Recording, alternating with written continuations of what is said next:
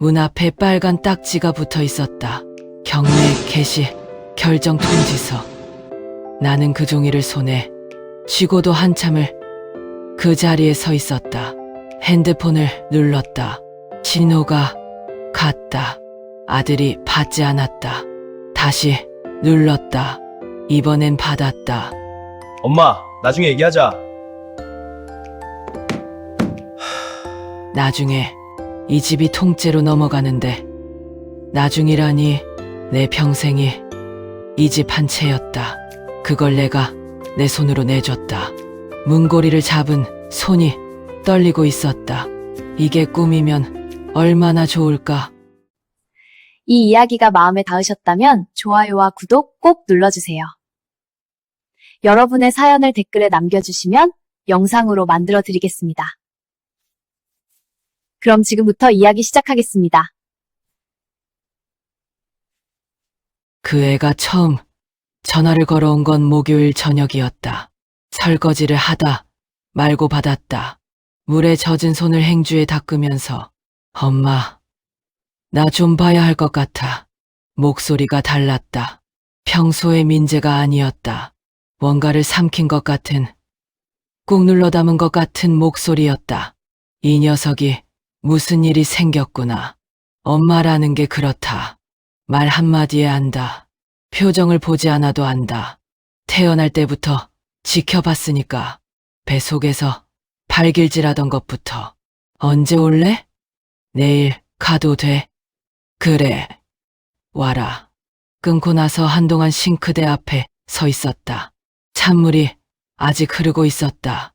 나는 수도꼭지를 잠그지 않은 채로 창밖을 바라봤다. 뭔 일이 생긴 걸까? 다음 날 민재가 왔다.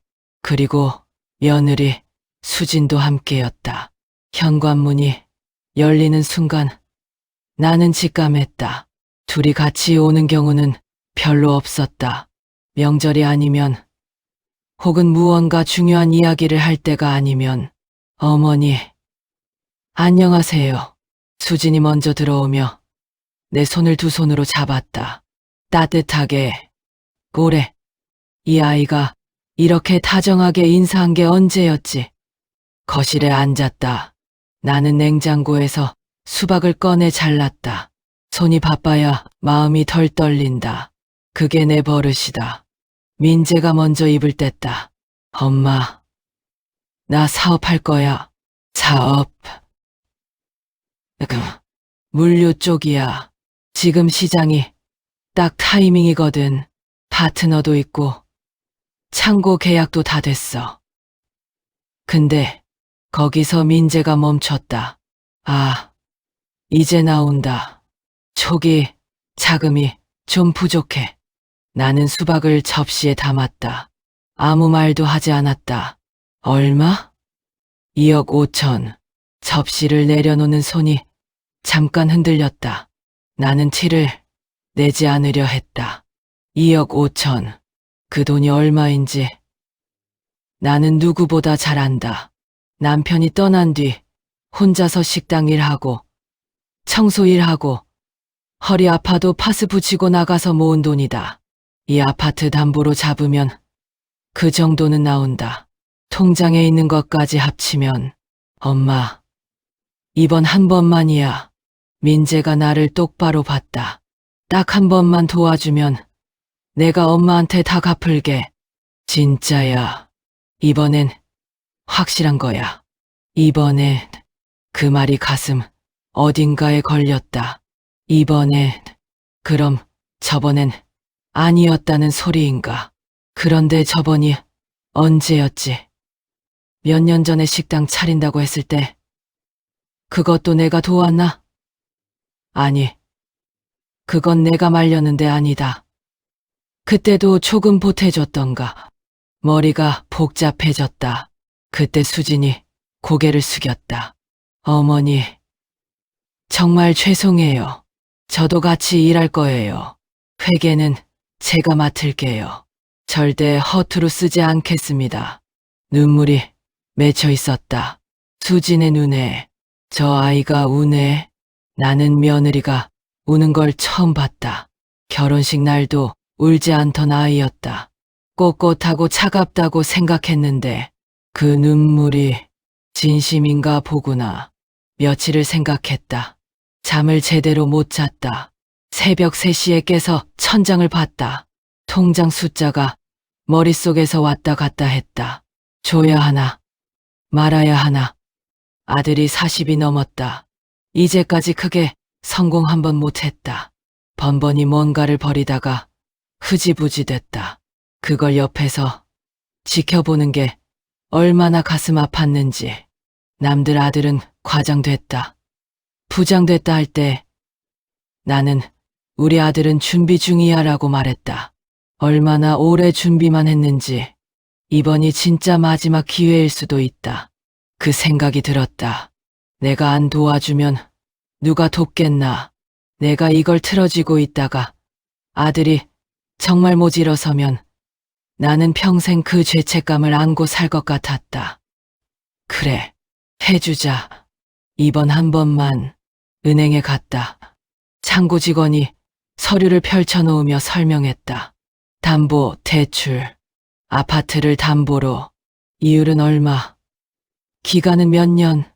나는 고개를 끄덕였다. 내용이 귀에 들어왔다가 빠져나갔다. 그냥 해주면 되는 거지 뭐. 도장을 찍었다. 통장을 넘겼다. 그날 오후에 민재한테 이체됐다는 문자가 왔다.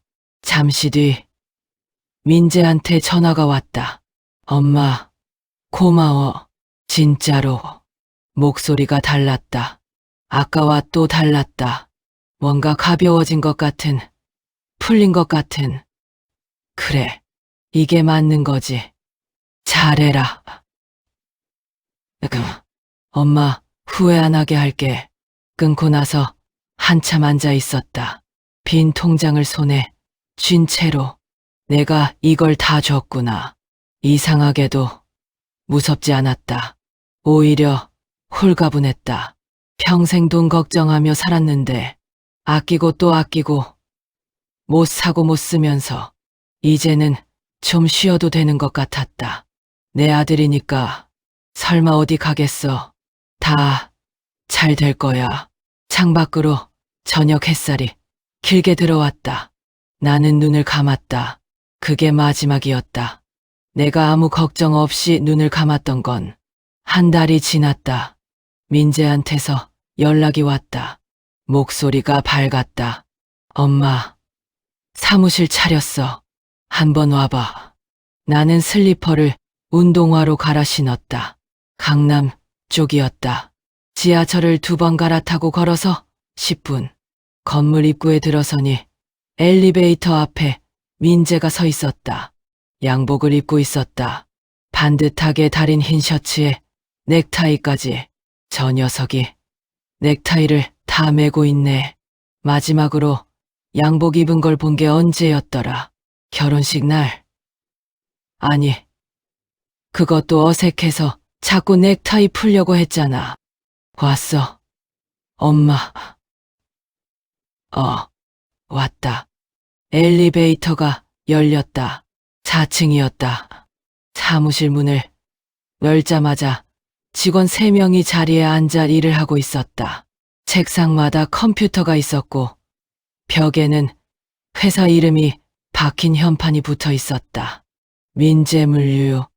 나는 그 현판을 한참 봤다. 저게 내 돈으로 만든 거구나. 뭔가 뭉클한 것이 올라왔다.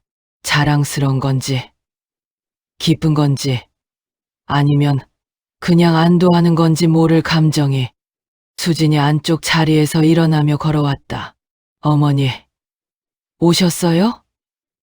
저 여기서 회계 보고 있어요. 환하게 웃었다.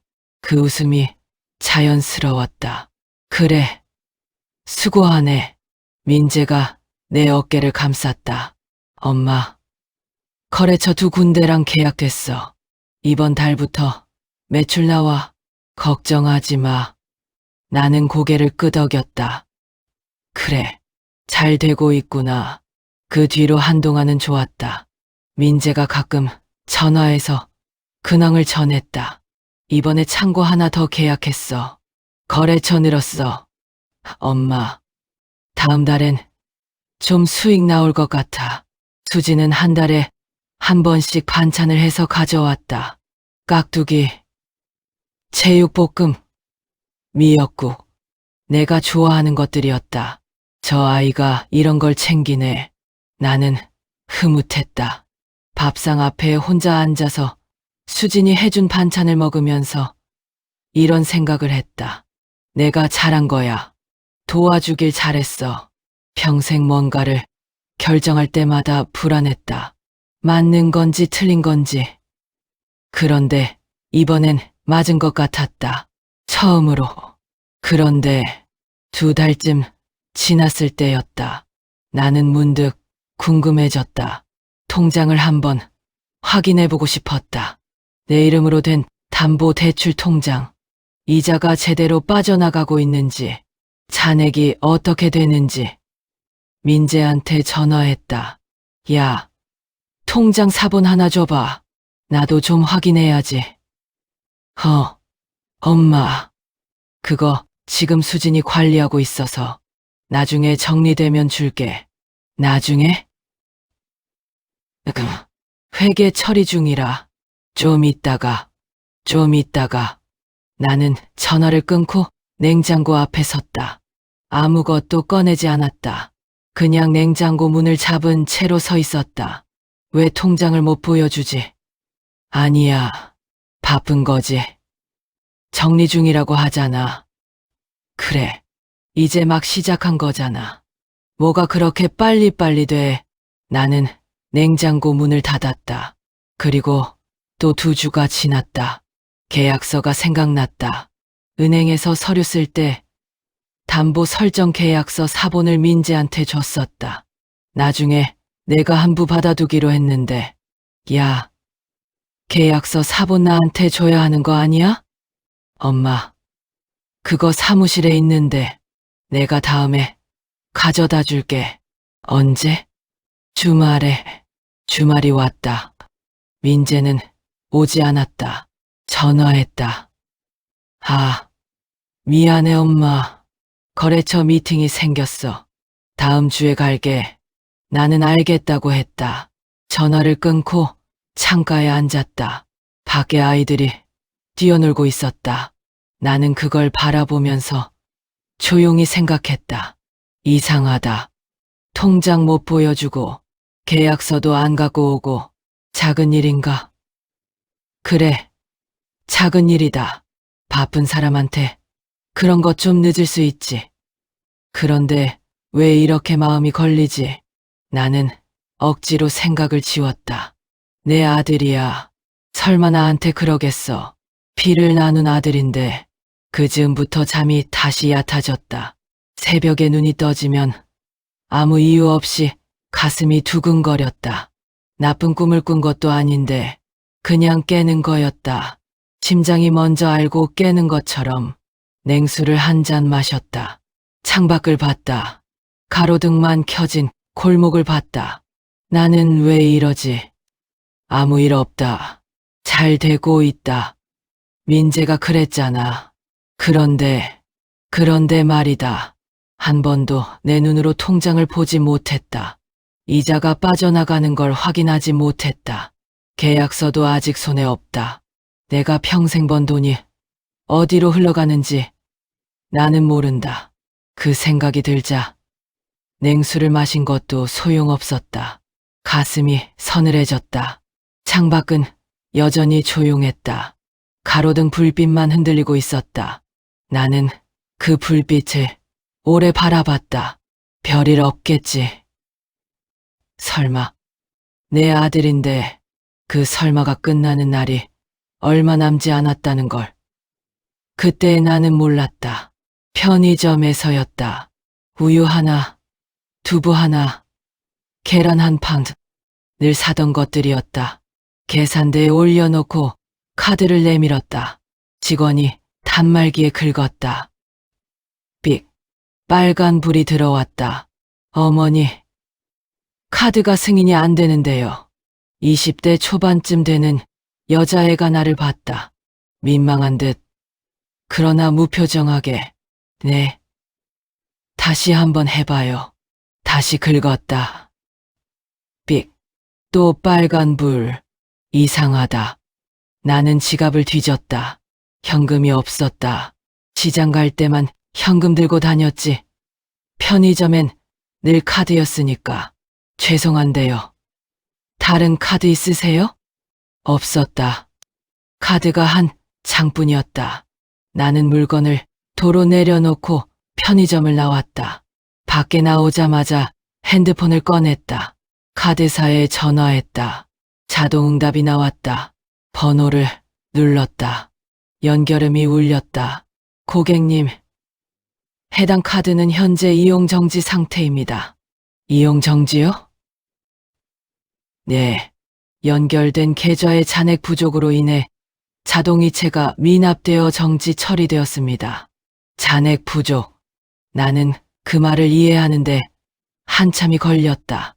내 통장에 돈이 없다고? 아니, 그럴 리가 없었다. 담보대출 통장이랑 내 생활비 통장은 달랐다. 생활비 통장엔 분명히 돈이 있었는데 핸드폰을 들고 은행 앱을 켰다. 손가락이 조금 떨렸다. 잔액 조회 0원. 나는 그 숫자를 보고 그 자리에 멈춰 섰다. 0원. 편의점 앞 인도 위에 사람들이 내 옆을 지나쳐갔다. 아무도 나를 보지 않았다. 나만 혼자 그 자리에 서 있었다. 어떻게 0원이지? 거래. 내역을 눌렀다. 이체.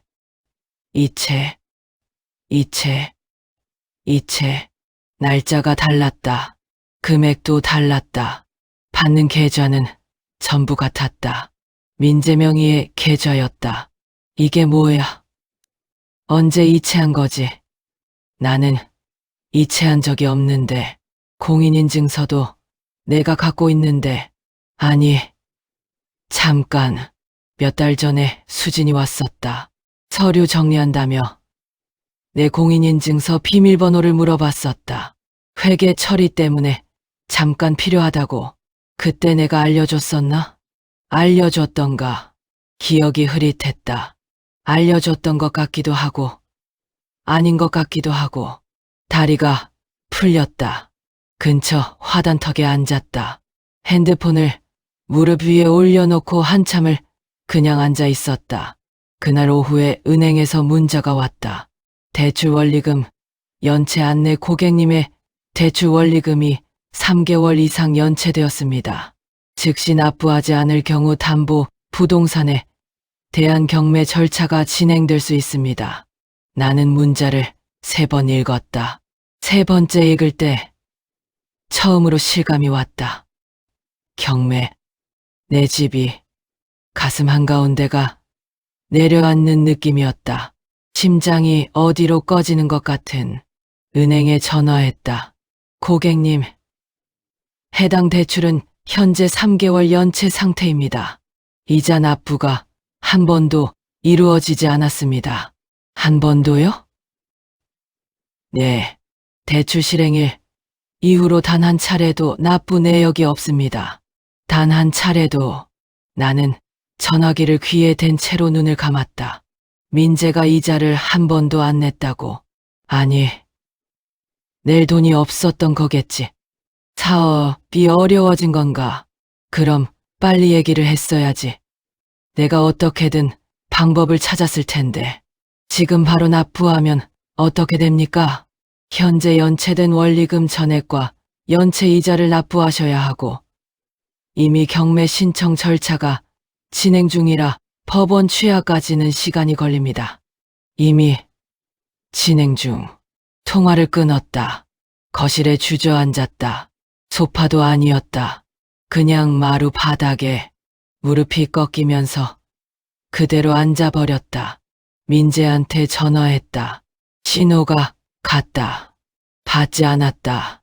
다시 걸었다. 또 받지 않았다. 3번째에 받았다. 엄마. 야, 이자가 한 번도 안 나갔다는데 은행에서 경매 들어간다고 했어. 이게 무슨 일이야? 잠깐 침묵이 흘렀다. 왜 말이 없지? 엄마, 나중에 얘기하자. 뚝, 끊겼다. 나는 핸드폰을 내려다봤다. 나중에, 그 말이 귀에서 울렸다. 나중에, 이 집이 넘어가는데, 내 평생이 이 집 한 채였는데, 나중에 얘기하자고 핸드폰을 쥔 손이 떨렸다. 소리 없이 눈물이 났다. 훌쩍이지도 않았다. 그냥 뺨 위로 줄줄 흘렀다. 나는 닦지 않았다. 다음 날 아침이었다. 장을 보러 나가려고 현관문을 열었다. 문 앞에 종이가 붙어 있었다. 노란 봉투 안에 들어있던 종이. 봉투가 뜯겨져 있었고 종이는 문에 테이프로 붙어 있었다. 나는 그것을 떼어냈다. 경매, 개시, 결정 통지서, 법원 직인이 찍혀 있었다. 날짜가 적혀 있었다. 내 이름이 적혀 있었다. 내 집 주소가 적혀 있었다. 나는 그 종이를 들고 한참을 서 있었다. 읽었다. 다시 읽었다. 그래도 이해가 되지 않았다. 아니, 이해가 되기가 싫었는지도 모른다. 이게 꿈이면 얼마나 좋을까. 옆집 문이 열렸다. 박노인이 나왔다가 나를 보고 멈췄다. 정 여사, 아침부터 왜 거기 서 있어요? 나는 아무 말도 하지 못했다. 박노인이 내 손에 들린 종이를 봤다. 뭔지 알아봤을 것이다. 오래 산 사람은 안다. 저런 종이가 뭔지. 정 여사, 나는 고개를 저었다. 괜찮다는 게 아니었다. 말하지 말아달라는 거였다. 지금 이 순간 누가 뭔가를 말하면 무너질 것 같아서 문을 닫고 안으로 들어왔다. 종이를 탁자 위에 올려놓고 의자에 앉았다. 사방이 조용했다. 이제 어떻게 하지? 평생 걱정을 입 밖으로 낸 적이 없었다. 남편 떠난 뒤로도 울면 화장실에서 울었다. 아들한테도 힘들다는 말 한 번을 못했다. 내가 흔들리면 다 흔들린다고 생각했으니까. 그런데 지금은 나 혼자였다. 흔들려도 볼 사람이 없었다. 내가 이 집을 지키지 못하는 건가? 탁자 위에 그 종이가 눈에 밟혔다. 빨간 딱지. 사람들은 그걸 빨간 딱지라고 부른다고 들었다. 집이 경매에 넘어가는 신호. 한 사람의 평생이 끝나는 신호. 그게 내 문 앞에 붙어 있었다. 내 아들이 이렇게 했구나. 처음으로 그 생각이 선명하게 들어왔다. 피하지 않고 눈물은 이미 말라 있었다. 대신 가슴 깊은 곳에서 뭔가 다른 것이 올라오고 있었다. 슬픔도 아니고 분노도 아닌 그보다 더 차갑고 단단한 것이. 나는 탁자 위에 종이를 집어들었다. 그리고 접지 않았다. 이걸 기억해야 한다. 이틀을 집 안에 있었다. 밥을 먹었는지 안 먹었는지도 몰랐다. 냉장고를 열었다 닫았다 했다. 물은 마셨다. 그게 전부였다. 경매 통지서는 탁자 위에 그대로 있었다. 나는 그걸 치우지 않았다. 현실을 잊어버릴 것 같아서, 눈에 보여야 정신을 차릴 것 같아서 민재한테 전화를 2번 더 했다. 한 번은 받지 않았고 한 번은 받았다. 엄마, 지금 바빠. 나중에, 또 나중에였다. 수진한테도 했다. 어머니, 지금 통화 어려워요. 문자 주세요. 문자를 보냈다. 답이 없었다. 나는 핸드폰을 내려놓았다. 이 사람들이 나를 피하고 있구나. 그 생각이 드는 순간 더 이상 스스로를 설득할 수가 없었다. 바쁜 거겠지. 사정이 있겠지. 내 아들인데 설마 그 말들이 전부 소용없어졌다. 뭔가 잘못됐다. 크게 잘못됐다. 사흘째 되는 날 아침이었다. 현관 쪽에서 노크 소리가 났다. 정 여사, 나요. 박씨요. 박노인이었다. 나는 머리도 안 빗은 채로 문을 열었다. 박노인이 나를 위아래로 훑어봤다. 아무 말 없이. 밥은 먹었어요? 먹었어요. 거짓말. 박노인이 손에 들고 있던 찬압을 내밀었다. 된장찌개 냄새가 났다. 우리 집 양반이 끓인 거요. 들어가요. 나는 박노인을 들였다. 찬압을 열었다. 된장찌개에 흰쌀밥, 깍두기 조금. 박노인이 맞은편에 앉았다. 나는 숟가락을 들었다가 내려놓았다. 박 어르신, 왜요? 우리 아들 사업. 어르신은 어떻게 보셨어요? 박노인이 잠깐 나를 봤다. 뭔가를 재는 눈빛이었다. 말을 해줘야 하나 말아야 하나. 그러더니 천천히 입을 열었다. 정 여사. 네, 그 회사 6개월 전에 폐업했어요. 숟가락이 그릇 위에 떨어졌다. 나는 박노인의 얼굴을 봤다. 뭐라고요? 내가 거기 근처에서 친구를 만난 적이 있거든. 석 달 전쯤. 그때 지나가다가 그 건물을 봤는데 사무실이 비어 있더라고. 이상해서 건물 관리인한테 물어봤지. 그랬더니 6개월 전에 나갔다고 하더만. 6개월 전에. 계약 기간도 다 안 채우고 갑자기 나갔다고. 보증금도 못 받고 나갔다고 하던데. 나는 아무 말도 할 수 없었다. 6개월 전 내가 민재 사무실을 방문한 게 언제였지? 돈을 준 지 한 달쯤 됐을 때. 그러면 그건 사무실이 진짜 있었을 때다. 그 뒤로 불과 2달 만에 폐업을 했다는 건가? 아니, 잠깐. 내가 방문했을 때 직원이 있었다. 컴퓨터가 있었다. 현판이 붙어 있었다. 그건 뭐였지? 그게 전부 연출이었던 건가? 머리가 하얘졌다. 정 여사. 괜찮아요? 박노인이 내 손을 잡았다. 나는 고개를 저었다. 괜찮지 않았다. 전혀. 어르신. 그거 확실해요? 내가 왜 이런 거 거짓말을 하겠어요. 그날 오후. 나는 처음으로 집 밖을 나섰다. 버스를 타고 강남으로 갔다. 민재 사무실이 있던 그 건물으로 4층 버튼을 눌렀다. 엘리베이터가 열렸다. 복도를 걸었다. 사무실 번호를 찾았다. 문이 있었다. 그런데 유리문 너머가 텅 비어 있었다. 책상도 없었다. 컴퓨터도 없었다. 현판도 없었다. 벽에 자국만 남아 있었다. 현판을 떼어낸 자리에 얼룩. 나는 유리에 손을 댔다. 차가웠다. 여기서 내 아들이 웃으며 나를 맞이했는데 수진이 회계 본다고 앉아 있었는데 그 장면이 눈에 선했다.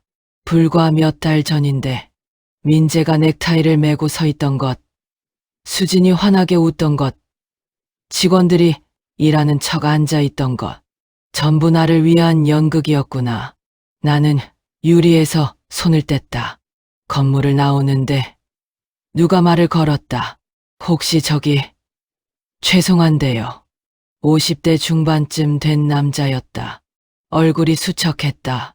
눈밑이 퀭했다. 저도 그 사무실 찾아온 거예요. 혹시 민재물류랑 관계 있으세요? 나는 그 남자를 봤다. 왜요? 저 거기에 투자했다가 연락이 끊겼어요. 돈을 받고 잠적했습니다. 혹시 어떻게 연락이 닿으세요? 돈을 받고 잠적. 나는 그 말이 귀에서 떠나지 않았다. 얼마나 됐어요? 연락이 끊긴 게 석 달 됐어요. 처음엔 사업이 잠깐 어렵다고 하더니 그 다음엔 전화도 안 받고. 얼마 넣으셨어요? 남자가 입술을 깨물었다. 퇴직금이에요. 4천만 원. 나는 눈을 감았다. 이 사람만이 아니었다. 이 사람 말고도 있다는 뜻이었다. 나만 당한 게 아니라는 뜻이었다. 이건 아들이 실패한 게 아니었다. 처음부터 설계된 거였다. 성함이 어떻게 되세요? 김철수라고 합니다. 저는 정영숙이에요. 그 대표 어머니요. 남자의 얼굴이 굳었다. 나는 그의 눈을 똑바로 봤다. 같이 얘기 좀 합시다. 근처 커피숍에 들어가 마주 앉았다. 김철수가 말했다. 나는 들었다. 처음에는 지인 소개로 알게 됐다고 했다. 물류 사업이 전망 있다고, 초기 투자자는 수익이 보장된다고, 계약서도 썼다고. 그런데 계약서에 적힌 회사 주소가 지금 저 빈 사무실이라고.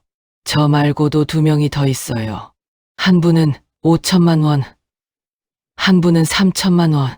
다들 연락이 끊겼어요? 네, 다 끊겼어요. 저희끼리 연락은 하고 있는데 어떻게 해야 할지 몰라서. 나는 커피잔을 2손으로 감쌌다. 피해자가 나 혼자가 아니었다. 그것도 처음부터 여러 명을 조직적으로. 그러면 수진이 말했던 재테크 모임은 뭔가, 거래처라고 했던 곳들은 뭔가, 창고 계약이 됐다던 건 뭔가, 전부 거짓말이었던 건가, 아니면 처음부터 이렇게 쓸 목적으로 짠 판이었던 건가. 어르신, 괜찮으세요? 김철수가 나를 봤다. 걱정하는 눈빛이었다. 피해자인 자기가 나를 걱정하고 있었다. 나는 고개를 들었다. 괜찮아요. 그리고 잠깐 침묵이 흘렀다. 괜찮지 않았다. 전혀. 그런데 이상하게도 무언가가 달라지고 있었다. 가슴 속에서 두려움이 빠져나가는 자리에 다른 것이 들어오고 있었다. 이건 내가 당한 게 아니야. 이건 처음부터 우리가 당한 거야. 그리고 그것을 설계한 사람이 있어. 집에 돌아왔다. 현관문을 열고 들어서는데 눈에 들어온 게 있었다. 책장 맨 아래 칸. 남편 유품 정리할 때 같이 넣어뒀던 낡은 서랍. 나는 그 앞에 쪼그려 앉았다. 서랍을 열었다. 안에 수첩이 있었다. 까만 표지에 남편이 쓰던 것과 같은 종류. 남편이 살아있을 때 했던 말이 떠올랐다. 영수가 돈 거래는 무조건 기록해. 가족이라도. 아니, 가족이니까 더. 그 말이 귀에 들리는 것 같았다. 나는 수첩을 꺼냈다. 펼쳤다. 내 글씨였다. 날짜, 금액, 계좌번호, 통화, 내용 요약, 이체, 내역. 내가 적어뒀구나. 나는 몰랐었다. 내가 이걸 이렇게 꼼꼼히 적어뒀다는 걸. 아니, 몰랐던 게 아니었다. 불안했으니까 적은 거였다. 새벽마다 가슴이 두근거렸으니까. 뭔가 잘못될 것 같아서. 혹시라도 나중에 필요할까봐. 나는 아무것도 모른 게 아니었다. 기록하고 있었다. 수첩을 가슴에 안았다.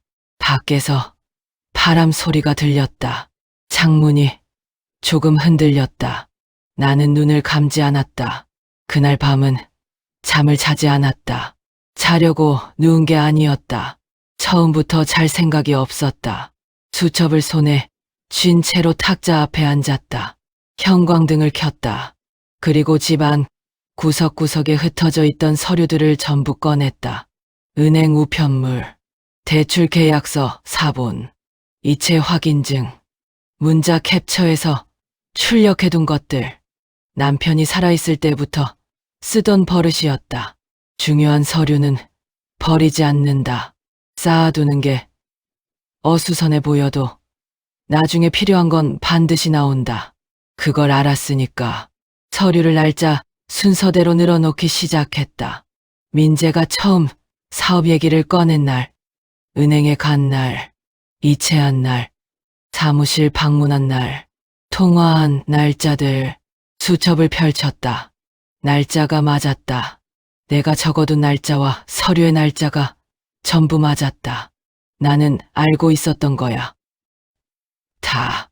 서류 더미 중간에서 낯선 것이 나왔다. 봉투 하나, 은행 로고가 찍힌 봉투, 뜯긴 흔적이 있었다. 언제 온 건지 기억이 나지 않았다. 꺼내서 펼쳤다. 대출 계약서였다. 그런데 이상했다. 내가 은행에서 쓴 계약서가 아니었다. 날짜가 달랐다. 금액도 달랐다. 내가 담보로 제공한 금액보다 훨씬 컸다. 그런데 거기에 내 도장이 찍혀 있었다. 나는 그 계약서를 들고 형광등 아래로 가져갔다. 도장을 가까이서 봤다. 내 도장이 맞았다. 모양도, 크기도, 글자도 내가 이걸 찍은 적이 있나. 기억을 더듬었다. 은행에서 도장 찍은 날, 한 번이었다. 분명히 한 번이었다. 그런데 또 한 번이 있었나? 눈을 감았다.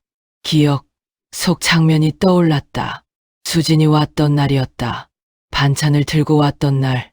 들어오더니 서류 봉투를 꺼냈다. 환하게 웃으면서 말했다. 어머니, 세무 처리 때문에 서류가 하나 더 필요해요. 여기 한 번만 더 찍어주세요. 이게 뭔 서류야? 추가 서류예요. 어머니, 이름이 들어가야 하는 게 있어서요. 별거 아니에요. 나는 그때 뭐라고 했지? 서류를 자세히 봤나? 아니면 그냥 찍어줬나? 그냥 찍어줬다. 수진이 웃고 있었으니까, 반찬을 들고 왔으니까, 별거 아니라고 했으니까 눈을 떴다. 계약서를 다시 봤다. 추가 대출 계약서였다. 내 집을 담보로 한 번 더 대출을 받은 것. 내가 도장을 찍어준 날 이후 날짜로 실행된 것. 금액이 눈에 들어왔다. 1억 5천. 1억 5천이 또 나갔구나.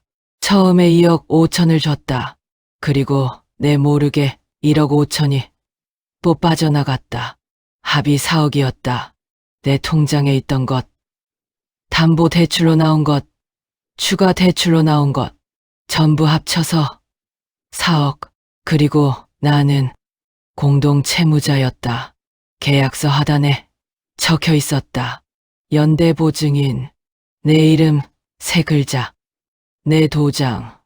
나는 단순한 피해자가 아니었다. 내가 모르는 사이에 보증인이 돼 있었다. 채무자가 돼 있었다. 아들이 갚지 못하면 내가 다 갚아야 하는 구조. 이건 처음부터 나를 올가맨 거구나. 탁자 위에 서류를 전부 펼쳐놓았다. 수첩도 펼쳤다. 하나씩 맞춰봤다. 수첩에 적힌 날짜, 서류의 날짜, 수진이 왔던 날, 이체가 나간 날, 통화, 내용 요약, 퍼즐이 맞춰지듯이 그림이 보이기 시작했다. 민재가 사업 얘기를 꺼냈을 때 그건 시작이었다. 수진이 배후에서 구조를 짰다. 내 돈을 끌어내는 구조, 추가 대출까지 받아내는 구조, 내가 보증인이 되게 만드는 구조. 민재는 그 앞에서 웃으며 연기를 했다. 수진이 눈물을 보인 것도 연기였다. 사무실에 앉아있던 직원들도, 거래처 이야기도, 창고 계약 이야기도 전부 나 한 사람을 향한 연극이었다. 내 아들이 이 연극의 배우였구나. 그 생각이 드는 순간 이상하게도 눈물이 나지 않았다.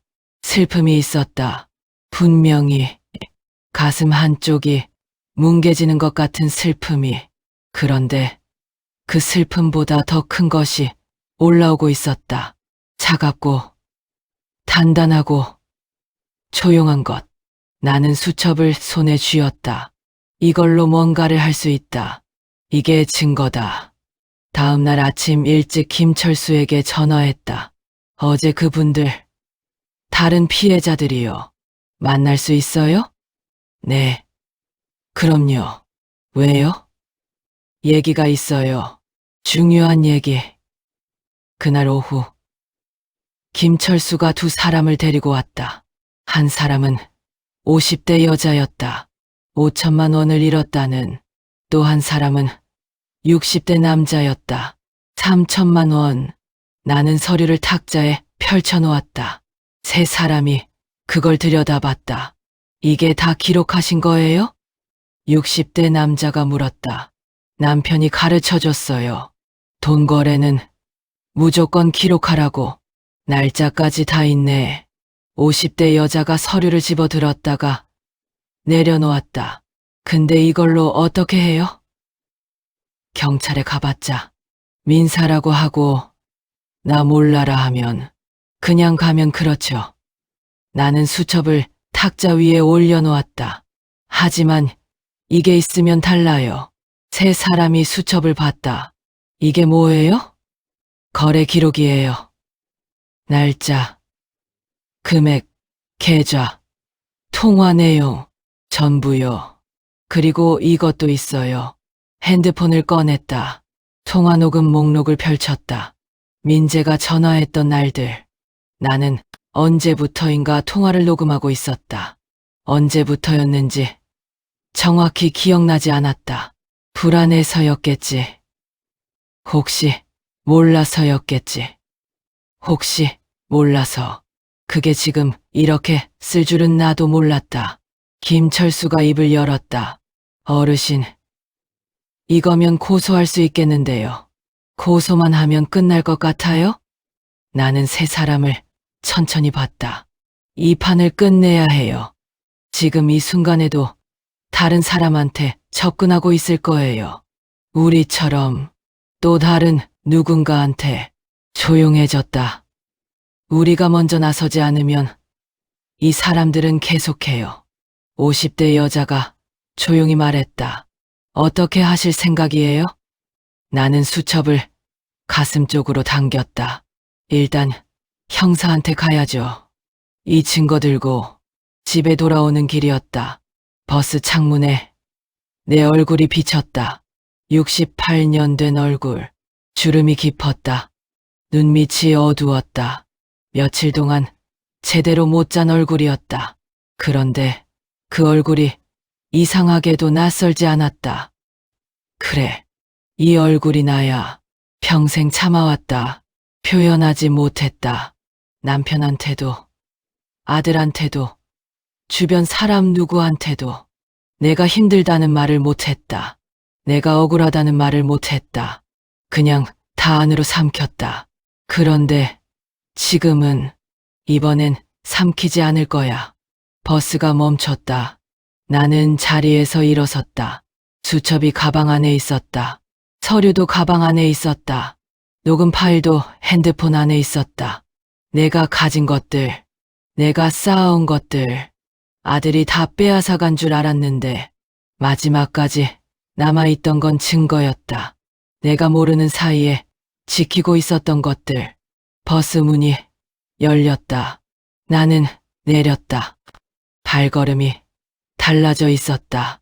경찰서는 처음이었다.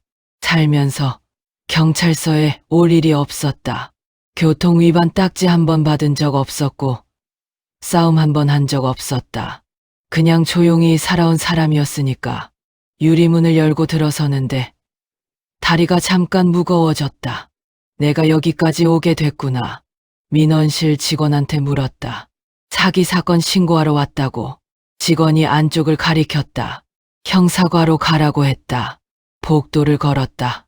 김철수가 옆에 있었다. 두 사람이 나란히 걸었다. 아무 말도 하지 않았다. 말이 필요 없었다. 형사과 문을 열었다. 이정훈 형사는 첫눈에 봐도 날카로운 사람이었다. 45쯤 됐을까. 얼굴이 깡말랐고 눈이 작고 예리했다. 커피를 마시다가 우리를 봤다. 손짓으로 앉으라고 했다. 어떻게 오셨어요? 나는 가방에서 서류를 꺼냈다. 탁자 위에 하나씩 올려놓았다. 대출 계약서, 추가 대출 계약서, 이체 확인증, 수첩, 그리고 핸드폰. 제 아들한테 사기를 당했어요. 이정훈이 서류를 집어들었다. 훑어봤다. 날짜를 봤다. 금액을 봤다. 피해 금액이 어떻게 됩니까? 저만 4억이에요. 이분은 4천만 원. 그리고 다른 피해자가 2명 더 있어요. 이정훈의 눈썹이 미세하게 올라갔다. 다 같은 사람한테 당하셨어요? 네, 같은 구조예요. 물류 사업 투자 명목으로. 이정훈이 수첩을 집어들었다. 페이지를 넘겼다. 천천히, 꼼꼼하게. 이거 직접 기록하신 거예요? 네, 날짜별로 다 있네요. 계좌번호에 통화 내용까지 남편이 가르쳐줬어요. 이정훈이 나를 봤다. 처음으로 제대로 봤다.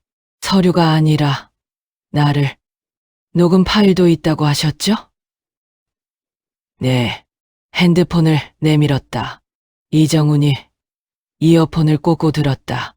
화면을 넘기며 여러 개를 들었다. 표정이 없었다. 그런데 듣는 눈빛이 달라지고 있었다. 조금 더 날카롭게. 이정훈이 이어폰을 빼며 말했다. 어머니. 처음으로 어머니라고 불렀다. 이건 단순 사기가 아닙니다. 나는 똑바로 봤다. 어떻게요? 피해자가 여러 명이고 구조가 동일해요. 사무실 임차, 직원 고용, 계약서 작성, 투자금 수령 후 잠적. 이건 개인이 혼자 하는 방식이 아니에요. 조직이라는 거예요? 이정훈이 수첩을 다시 들었다. 며느리분이 재테크 모임 연결하셨다고요? 네. 수진이가 처음부터 거래처니 투자처니 연결해줬어요. 그 모임 이름 아세요? 나는 기억을 더듬었다. 민재가 전화해서 한번 언급했었다. 수첩에 적어뒀던가. 페이지를 넘겼다. 있었다. W 투자클럽이라고 했어요. 이정훈이 그걸 받아 적었다. 이게 연결고리예요. 이 모임이 여러 건에 걸쳐 있을 가능성이 높아요. 김철수가 옆에서 조용히 말했다. 저한테 소개해준 사람도 모임 사람이었어요. 이정훈이 고개를 끄덕였다. 지금 제가 말씀드릴 수 있는 건 이 정도 증거면 내사 시작할 수 있어요. 그런데 잠깐 멈췄다. 시간이 걸려요. 조직 전체를 잡으려면 현행범으로 잡아야 해요. 지금 도망간 상태에서 구속영장 청구하면 증거인멸 가능성이 있어요. 그럼 어떻게 해야 해요? 이정훈이 나를 봤다. 이 사람들이 아직 활동 중이라는 증거가 있으면 달라져요. 지금도 투자자를 모집하고 있다는 정황이 있으면. 나는 이정훈의 눈을 봤다. 아직 활동 중. 집에 돌아와서 곧장 핸드폰을 들었다. 수진의 SNS를 찾았다. 평소에 들어가 본 적이 없었다. 며느리 SNS 같은 걸 볼 이유가 없었으니까. 들어갔다. 최근 게시물이 있었다. 사흘 전이었다. 사진이었다. 깔끔한 카페에서 찍은 사진. 여자 서너 명이 앉아 커피를 마시며 웃고 있었다. 수진이 가운데에 있었다. 글이 달려 있었다. 소중한 분들과 의미 있는 시간 함께 성장하는 게 진짜 투자죠. 댓글에 답글이 달려 있었다. 다음 모임 언제예요? 수진의 답글. 다음 주 목요일이요. 문자 드릴게요. 나는 그 화면을 캡처했다. 지금도 하고 있구나. 아들이 잠적하고 집에 경매 딱지가 붙는 동안 수지는 카페에서 커피를 마시며 다음 모임을 잡고 있었다. 손이 떨렸다. 화가 나서가 아니었다. 아니, 화도 났다. 그런데 그보다는 이걸 지금 당장 이정훈 형사한테 보내야 한다. 문자를 보냈다. 답이 빠르게 왔다. 이정훈 확인했습니다. 중요한 정황이에요. 혹시 그 모임에 직접 접근하실 수 있어요? 나는 잠깐 생각했다. 직접 접근. 수진의 모임에 내가 들어간다는 건가? 며느리 모임에 시어머니가. 말도 안 되는 것 같았다. 그런데 나를 아는 사람이 거기 있을까? 수진이 소개한 사람들이겠지. 나를 모를 거였다. 그리고 나는 68이었다. 재테크에 관심 있는 중년 여자. 투자 모임에 못 들어갈 이유가 없었다. 할 수 있겠다. 문자를 보냈다. 나 해볼게요. 다음 날 오후였다. 김철수한테 전화했다. W 투자클럽 아는 사람 있어요? 나를 모임에 넣어줄 수 있는 사람. 잠깐요. 저한테 소개해준 사람이 그 모임 사람이에요. 근데 그 사람도 피해자거든요. 지금 저희랑 같이 하려고 하는 사람이에요. 그 사람한테 부탁해줄 수 있어요? 나를 모임에 넣어달라고. 잠깐 침묵이 흘렀다. 어르신, 위험할 수도 있어요. 알아요. 그래도요? 나는 창밖을 봤다. 김 선생, 나 68이에요. 이제 와서 무서울 게 없어요. 김철수가 한참 있다가 말했다. 알겠습니다. 연락해 볼게요. 이틀 뒤였다. 모임 날짜가 잡혔다. 목요일 저녁 7시 강남 카페. 이정훈한테 알렸다. 이정훈 혼자 가시면 안 됩니다. 제가 주변에 있을게요. 핸드폰 녹음 켜두세요. 절대 자극하지 마시고 자료만 확보하세요. 나는 문자를 읽고 핸드폰을 내려놓았다. 목요일까지 사흘이었다. 그 사흘 동안 나는 준비했다. 수첩을 다시 처음부터 읽었다. 내가 적어둔 것들을 다시 머릿속에 새겼다. 날짜, 금액, 계좌, 통화, 내용, 은행에도 갔다. 거래, 내역 전체 출력해주세요. 계좌 개설일부터 전부. 창고 직원이 두꺼운 용지를 내밀었다. 받아서 가방에 넣었다. 부동산 중개인도 만났다. 경매 일정을 물었다. 지금 취하 신청하면 늦었어요? 중개인이 고개를 저었다. 법원 일정이 잡혔어요. 취하하려면 채무 전액 상환해야 해요. 시간은요? 한 달 안쪽이요. 한 달. 그 안에 끝내야 한다. 목요일 저녁이 됐다. 거울 앞에 섰다. 평소에 입던 옷이었다. 진한 감색 재킷, 단정하게 빗은 머리. 나는 거울 속 내 얼굴을 봤다. 정영숙. 이제 나가는 거야. 핸드폰을 들었다. 녹음 앱을 켰다. 가방 안쪽 주머니에 넣었다. 수첩도 넣었다. 서류 몇 장도 넣었다. 현관문을 열었다. 바깥 공기가 서늘했다. 저녁 바람이었다. 나는 문을 잠갔다. 돈이 아니야. 이 판을 끝내는 거야. 발걸음을 뗐다. 뒤를 돌아보지 않았다. 카페 앞에 도착했을 때 유리창 너머로 사람들이 보였다. 여자 서너 명이 이미 앉아 있었다. 깔끔한 옷차림, 밝은 표정, 그리고 안쪽 자리에 수진이 있었다. 등을 보이고 앉아 있었다. 웃으면서 옆 사람에게 뭔가를 설명하고 있었다. 나는 그 등을 한참 봤다. 결혼식, 날 처음 봤던 그 뒷모습이었다.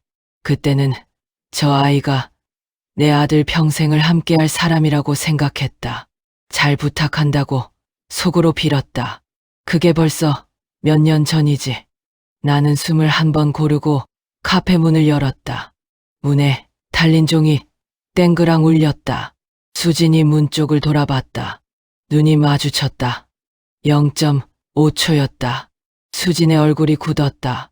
눈이 커졌다. 입술이 미세하게 벌어졌다. 나는 그 얼굴을 보며 조용히 웃었다. 처음으로.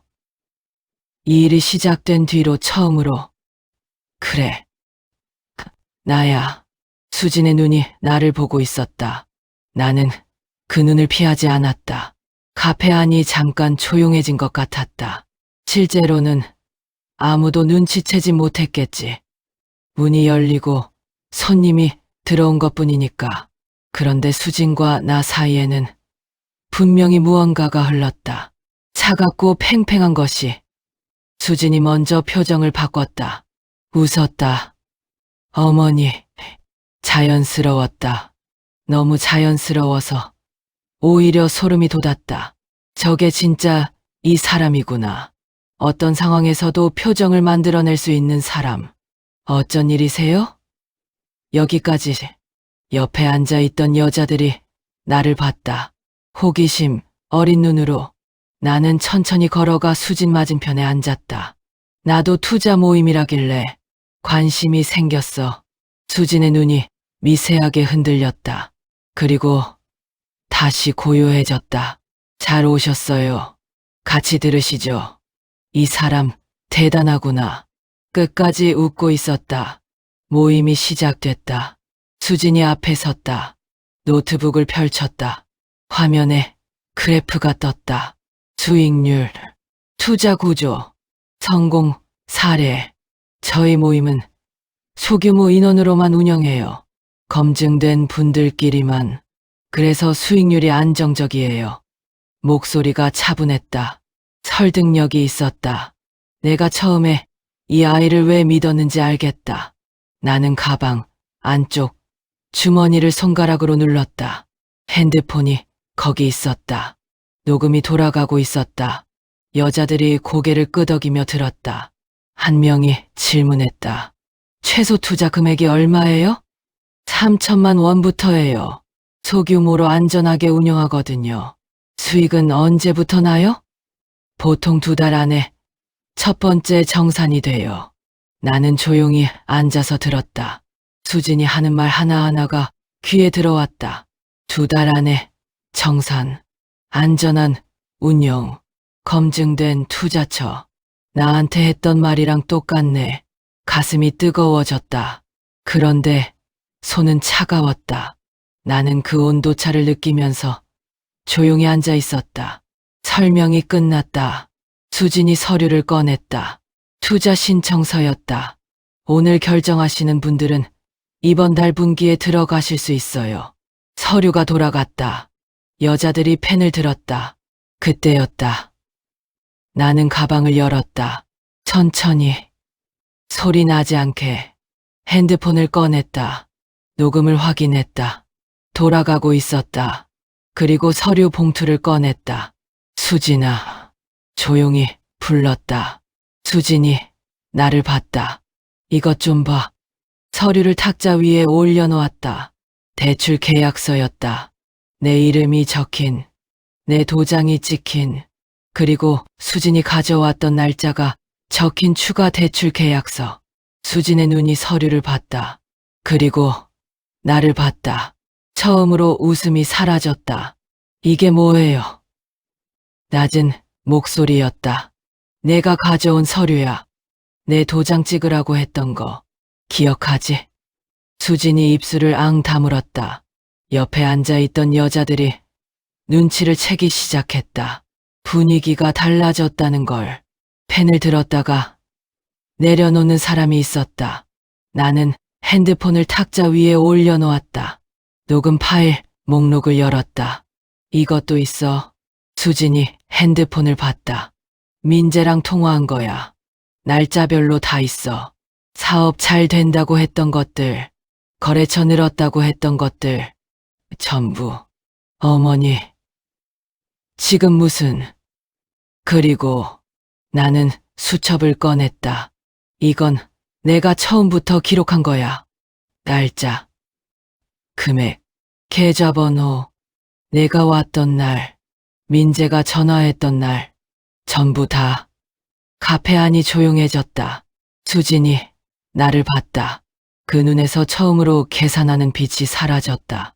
대신 다른 것이 들어왔다. 두려움이었다. 그때 카페 문이 열렸다. 김철수가 들어왔다. 그 뒤로 다른 피해자 2명이 들어왔다. 그리고 마지막으로 이정훈이 들어왔다. 양복 차림이었다. 그런데 허리에 찬 것이 보였다. 경찰 신분증. 수진이 그를 봤다. 그리고 일어서려고 했다. 앉으세요. 이정훈의 목소리였다. 차갑고 짧았다. 수진이 앉았다. 이정훈이 탁자 앞에 섰다. 카페 안에 있는 모든 사람이 그를 봤다. 저는 강남경찰서 형사과 이정훈입니다. 신분증을 펼쳤다. 오늘 이 자리에 계신 분들, 잠깐 자리 지켜주십시오. 용의자 체포 및 참고인, 조사가 있을 예정입니다. 여자들이 술렁였다. 저희는 그냥 모임에, 네. 잠깐만요. 이정훈이 수진 앞에 섰다. 박수진 씨. 수진이 고개를 들었다. 본인이 설계한 투자 사기 구조에 대해 확인된 사항이 있습니다. 서류를 꺼냈다. 이정훈이 준비해온 것들이었다. 금융거래, 추적 내역, 법인 등록 및 폐업 내역, W투자클럽 관련 다른 피해 사례, 민재물류는 실제 영업 실적이 없는 유령 법인입니다. 투자금은 전액 개인 계좌로 이체됐고 일부는 해외 계좌로 송금된 정황이 있습니다. 수진이 입을 열었다. 저는 그냥 모임을 운영한 거예요. 투자는 남편이, 박수진 씨가 직접 설계한 계약서가 있습니다. 이정훈이 서류를 내밀었다. 수진의 이름이 적힌 계약서였다. 투자자와 직접 계약한 서류. 김철수가 갖고 있던 것. 그리고 이정훈이 나를 봤다. 나는 핸드폰을 들었다. 녹음 파일을 재생했다. 카페 안에 목소리가 흘러나왔다. 수진의 목소리였다. 어머니, 세무 처리 때문에 서류가 하나 더 필요해요. 여기 한 번만 더 찍어주세요. 별거 아니에요. 조용했다. 아무도 말하지 않았다. 수진이 그 목소리를 들으면서 눈을 감았다. 그때 카페 문이 다시 열렸다. 민재였다. 들어오다가 그 자리에서 멈췄다. 이정훈을 봤다. 김철수를 봤다. 피해자들을 봤다. 그리고 나를 봤다. 엄마. 목소리가 떨렸다. 나는 아들을 봤다. 42년을 봐온 얼굴이었다. 뱃속에서 꺼내던 날부터, 걸음마 하던 날부터, 입학식 날, 졸업식 날, 결혼식 날, 그 얼굴이 지금 두려움으로 하얘져 있었다. 내 새끼가 이렇게 됐구나. 가슴이 무너지는 것 같았다. 아팠다. 진짜로 아팠다. 엄마니까. 아무리 이래도 엄마니까. 그런데 나는 그 아픔을 삼키지 않았다. 삼키지 않고 그냥 느꼈다. 아프다는 걸 알면서. 그래도 이게 맞다는 걸 알면서 민재가 한 걸음 들어왔다. 엄마, 나 설명할게. 들어봐. 나는 고개를 저었다. 이정훈 형사님, 이정훈이 나를 봤다. 지금 하세요. 이정훈이 민재 앞으로 걸어갔다. 김민재 씨. 민재가 굳었다. 사기 및 문서 위조, 특정경제범죄가 중처벌법 위반 혐의로 긴급 체포합니다. 민재의 얼굴이 무너졌다. 엄마 잠깐만. 나를 봤다. 도움을 구하는 눈이었다. 어릴 때 실수하고 나한테 달려오던 그 눈이었다. 나는 그 눈을 피하지 않았다. 피하지 않고 똑바로 봤다. 그래. 나야. 내 엄마야. 그런데 이번엔 막아줄 수가 없다. 이정훈이 수갑을 채웠다. 민재가 고개를 숙였다. 그 순간 수진이 자리에서 일어섰다. 옆 통로로 몸을 틀었다. 거기서요. 이정훈 뒤에 있던 형사가 막았다. 수진이 제압됐다. 카페 의자가 넘어졌다. 소리가 났다. 여자들이 비명을 질렀다. 수진이 바닥에 무릎을 꿇은 채로 나를 봤다. 그 눈에 뭐가 있었다. 분노인지, 두려움인지, 아니면 부끄러움인지. 나는 그 눈을 봤다. 나는 내 시어머니였는데 아무 말도 하지 않았다. 말이 필요 없었다. 카페 밖으로 나왔다. 밤 공기가 차가웠다. 강남 거리였다. 사람들이 지나다녔다. 아무것도 모르는 사람들이, 저녁을 먹고 나온 사람들이, 웃으면서 걷는 사람들이, 나는 인도 한켠에 서 있었다. 김철수가 옆에 왔다. 어르신, 괜찮으세요? 나는 대답하지 않았다. 괜찮냐고. 괜찮은 게 뭔지 모르겠었다. 아들이 수갑 차는 걸 봤는데, 며느리가 바닥에 무릎 꿇는 걸 봤는데, 가슴이 복잡했다. 홀가분한 것도 있었다. 그런데 슬픈 것도 있었다. 그 두 가지가 동시에 있었다. 서로 섞이지 않은 채로 이정훈이 나왔다. 어머니, 수고하셨어요. 나는 고개를 끄덕였다. 이제 어떻게 돼요? 구속 수사 들어갑니다. 증거가 충분해요. 어머니, 수첩이랑 녹음 파일이 결정적이었어요. 집은요? 이정훈이 잠깐 말을 고르는 것 같았다. 범죄 수익 환수 절차가 시작되면 경매 취하 신청도 병행할 수 있어요. 변호사랑 같이 움직이셔야 해요. 쉽진 않지만 길이 없는 건 아니에요. 길이 없는 건 아니라고 했다. 나는 그 말을 가슴에 담았다. 혼자 걸었다. 지하철역 방향으로 밤거리를 혼자서 걸으면서 생각했다. 오늘 이 자리에 오기까지 얼마나 많은 날이 있었는지. 편의점 앞에서 카드가 막혔던 날, 경매 통지서를 손에 쥐었던 날, 빈 사무실 유리에 손을 댔던 날, 수첩을 꺼내서 펼쳤던 밤. 그날들이 다 여기로 오는 길이었구나. 내가 걷고 있었던 거구나. 그때도 지하철역 계단이 보였다. 나는 멈추지 않았다. 계단을 내려갔다. 개찰구를 통과했다. 플랫폼에 섰다. 맞은편 벽에 광고가 붙어 있었다. 어떤 보험 광고였다. 웃는 가족 사진. 나는 그걸 한참 봤다. 가족이 뭔지 오늘 나는 새로 배운 것 같았다. 피를 나눴다고 가족이 아니었다. 함께 밥을 먹었다고 가족이 아니었다. 가족은 서로를 무너뜨리지 않는 사람들이어야 했다. 서로의 평생을 함부로 쓰지 않는 사람들이어야 했다. 나는 가족을 잘못 봤던 거야. 열차가 들어왔다. 바람이 불었다. 머리카락이 흩어졌다. 나는 열차에 올랐다. 자리에 앉았다. 창밖으로 어두운 터널이 흘러갔다. 나는 눈을 감지 않았다. 그 어둠을 똑바로 바라봤다. 끝났다. 아직 끝난 게 아니지만 오늘만큼은 끝냈다. 한 달이 지났다. 그 한 달이 어떻게 흘렀는지 나는 지금도 잘 모른다. 경찰서를 오갔다. 법원을 오갔다. 변호사 사무실을 오갔다. 서류를 내고 서명을 하고 설명을 듣고 또 서류를 냈다. 살면서 이렇게 많은 서류를 써본 적이 없었다.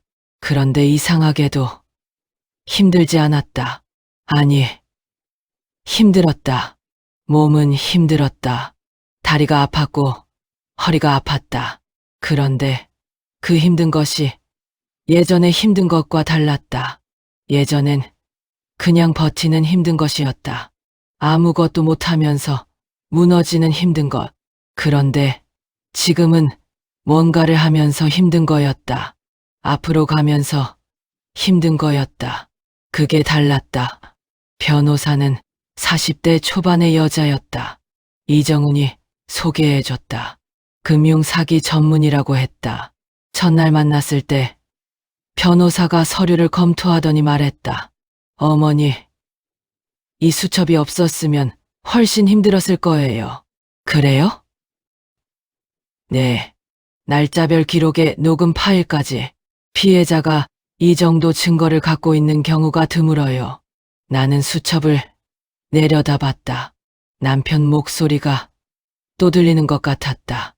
돈 거래는 무조건 기록해. 가족이라도.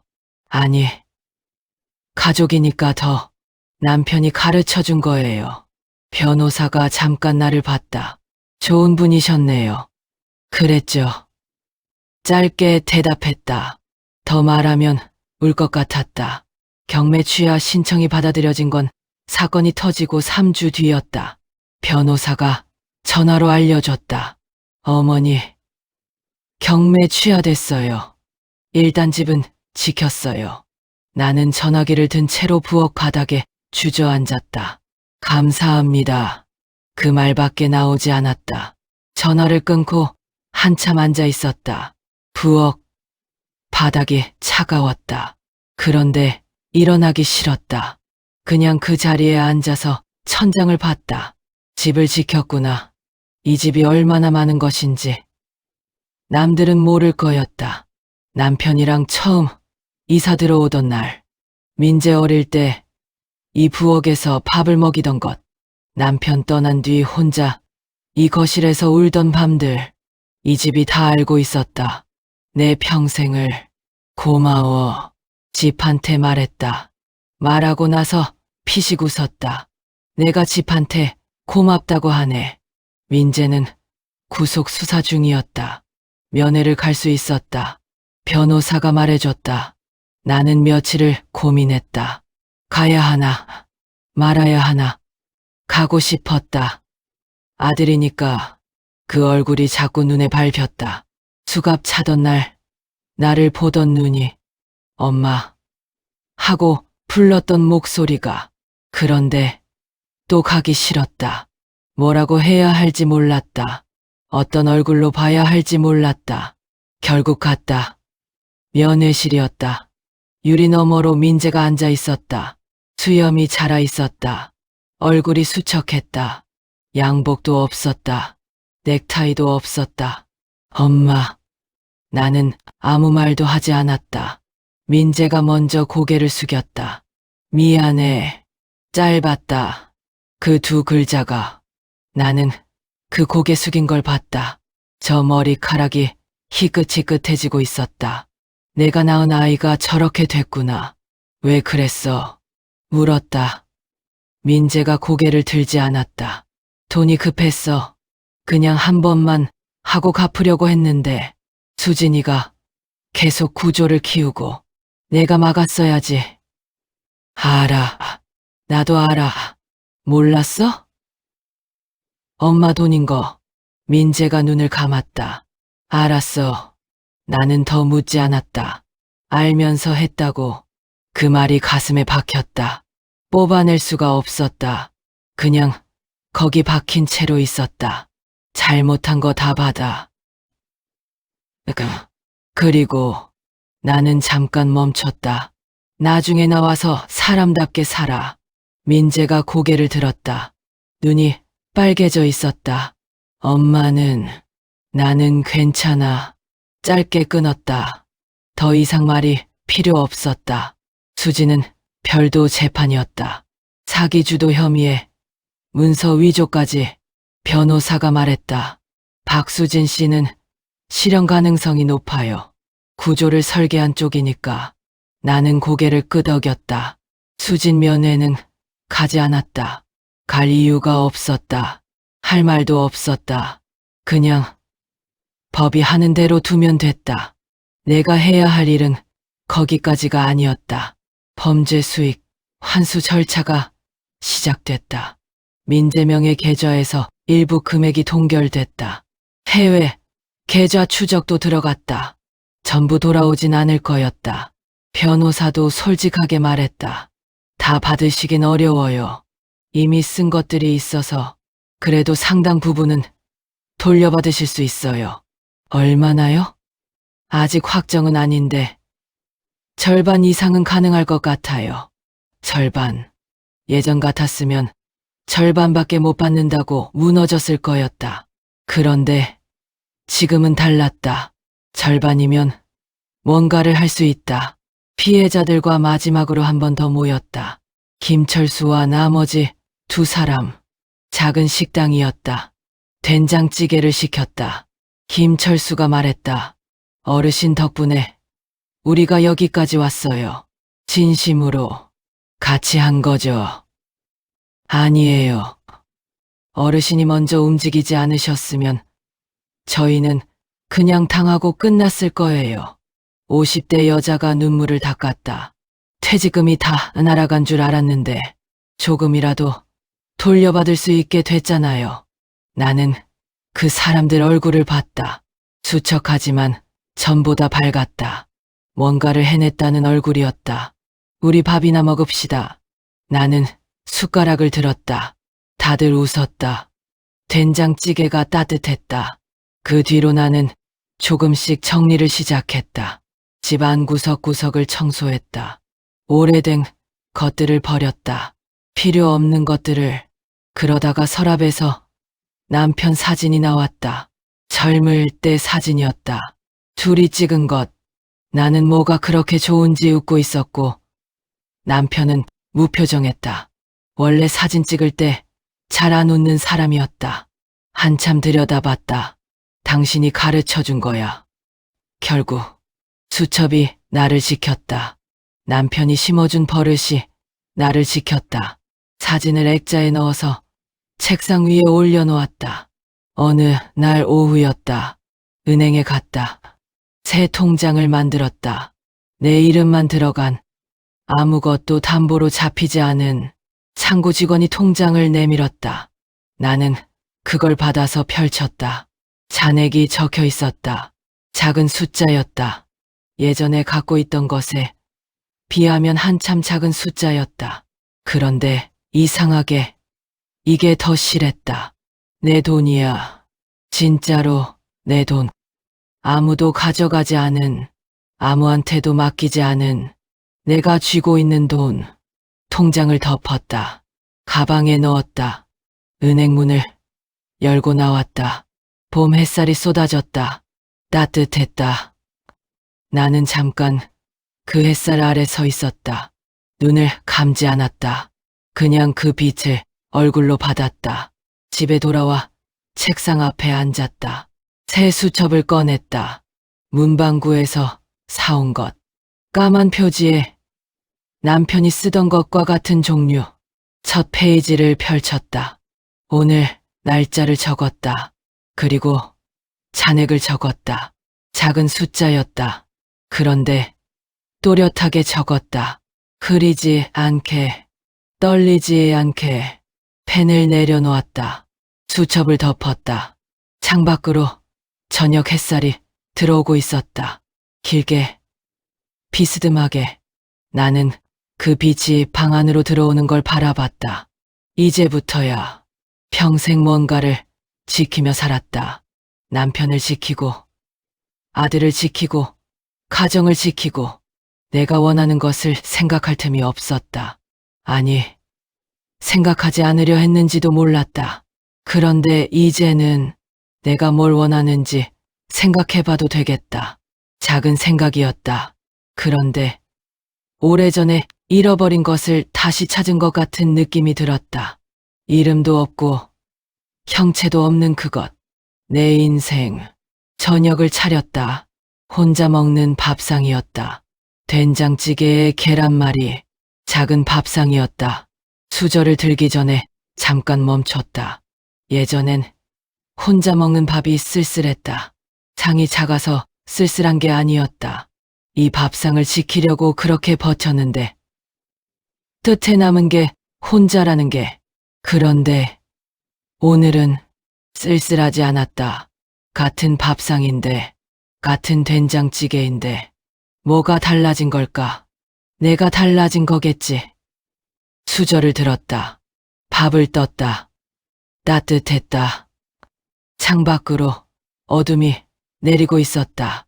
골목에 가로등이 켜졌다. 아이들이 뛰어다니는 소리가 들렸다. 나는 천천히 밥을 먹었다. 서두르지 않았다. 이번엔 누구한테도 안 맡긴다. 혼잣말이었다. 아무도 없는 방에서 내가 한다. 가로등 불빛이 창문 안으로 들어왔다. 나는 그 빛 안에서 혼자서 밥을 다 먹었다. 평생 중에 가장 조용하고 가장 단단한 저녁이었다.